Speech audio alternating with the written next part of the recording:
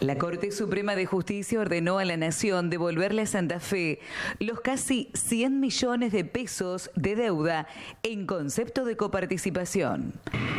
Creemos de gran valía resaltar en este momento la validez de un proceso institucional de muchos años, 14 años desde el esquema inicial, donde después de 2001, cuando se establece en un pacto fiscal una instancia de tracción de recursos a las provincias, año 2007, el ex gobernador Jorge Obey presenta un formal reclamo ante el Poder Ejecutivo Nacional, pidiendo la detracción, el cese de esos recursos de coparticipación.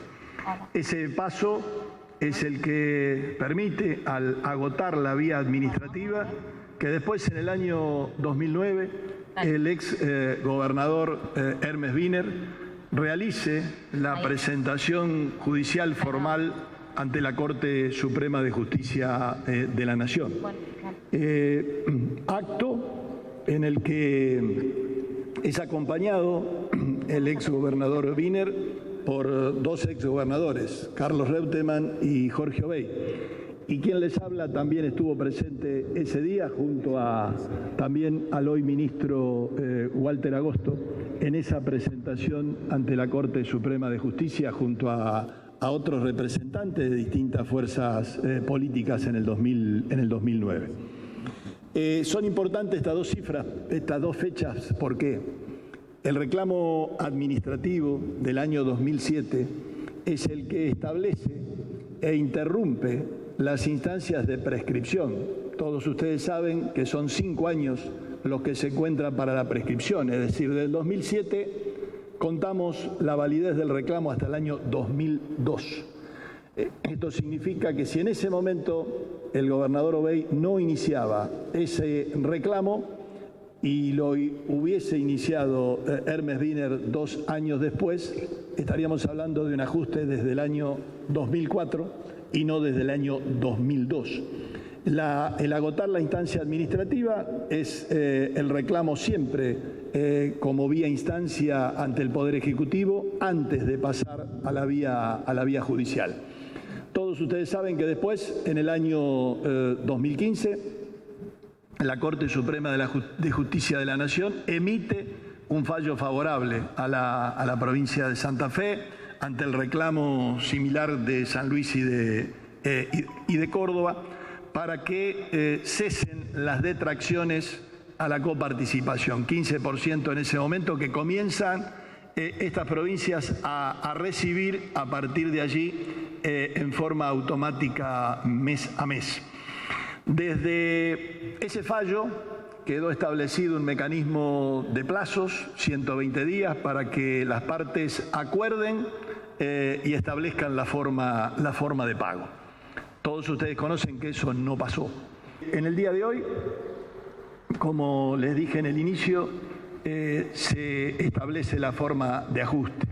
Y hice esta rápida presentación en la cronología porque me parece que es no solamente un día importante porque se define cómo se va a ajustar esa deuda, sino también porque hay una instancia de continuidades de reclamos en los distintos periodos en la defensa de los intereses de todos los santafesinos.